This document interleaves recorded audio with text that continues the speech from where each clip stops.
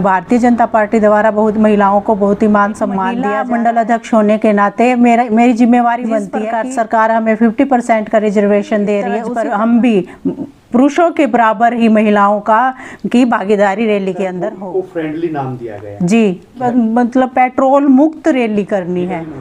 नमस्कार जी, आप पत्रकार बंधुओं को भी मेरा नमस्कार।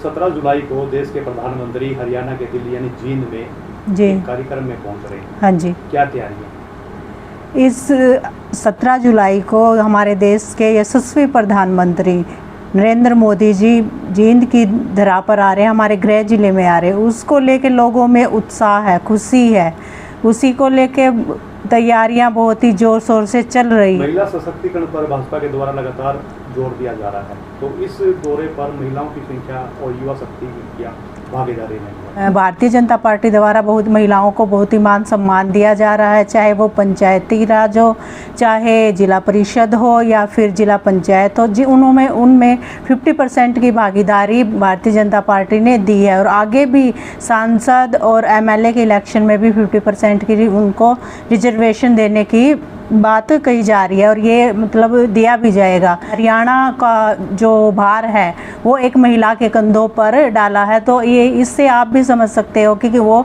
महिलाओं को उनकी भागीदारी के लिए कितना सशक्त है, उनको आगे बढ़ाने के लिए कितना जागरूक है।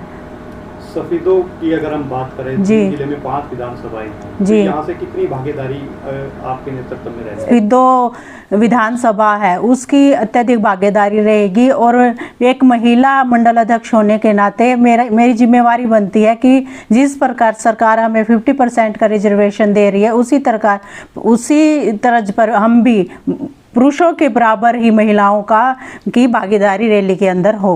विधानसभा के 2024 के चुनाव के बाद जो है जैसी सरकार बनी उसके बाद पहला दौरा हरियाणा में नरेंद्र मोदी का लग रहा है, कितनी सौगातें जो है मिलने की उम्मीद लग रही है आप लोगों को?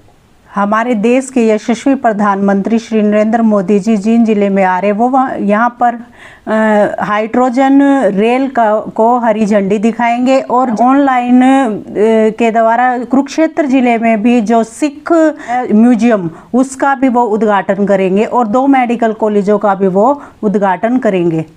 अब ये तो पूरे हरियाणा लेवल की बात होगी, अगर जींद जिले की अगर हम बात करें तो सफीदों को क्या अपेक्षाएं लग रही हैं कि सफीदों का विकास हो, उनके लिए भी कोई पिटारा खुलेगा? जी, जींद देखो देश का राजा जब आ रहा है तो कुछ न कुछ सौगात हमें दे के जाएगा, इसकी हमें पूरी उम्मीद है। कार्यक्रम को इको फ्रेंडली नाम दिया गया है। जी, क्या विशेषता है इसमें? हमारे देश के प्रधानमंत्री जी ने कहा है कि मतलब पेट्रोल मुक्त रैली करनी है, उसके लिए इलेक्ट्रॉनिक रिक्शा का ज़्यादा से ज़्यादा उपयोग किया जाएगा। 5 किलोमीटर तक का दायरा है, उसमें एक मीटिंग हुई थी, उसमें ये तय किया गया था कि भी जैसे लोग सुबह सैर के लिए आते हैं, जो नज़दीक के पास 5-10 किलोमीटर के लोग हैं वो पैदल भी रैली में आ सकते हैं एक जत्थे के साथ जैसे घूमते हुए, और इस रैली को बिल्कुल इको फ्रेंडली रैली रखा जाएगा, कम से कम प्रयोग किया जाएगा पेट्रोल का। हरियाणा के कुछ मुद्दे हैं जैसे किसानी से जुड़े हैं या बेरोजगारी है या शिक्षा को लेकर है, क्या वो भी मुद्दे प्रधानमंत्री जी के सामने केंद्रित किए जाएंगे? जी, किए जाएंगे, क्योंकि देखो जींद को एक पिछड़ा हुआ जिला कहा जाता था, लेकिन अब जींद पिछड़ा इलाका नहीं रहा, क्योंकि देखो इसको 8 नेशनल हाईवे से जोड़ दिया गया है। 17 जुलाई के कार्यक्रम को लेकर सफीदों की जनता से क्या अपील करना चाहेंगे? मेरी सफीदों विधानसभा की जनता से यही अपील रहेगी कि ज़्यादा से ज़्यादा संख्या में युवाओं से, महिलाओं से, बुजुर्ग नौजवान साथियों से कि वो ज़्यादा से ज़्यादा संख्या में जाएं और उनके विचार सुने और उन विचारों को अपने जीवन में धारण करें। बहुत बहुत धन्यवाद।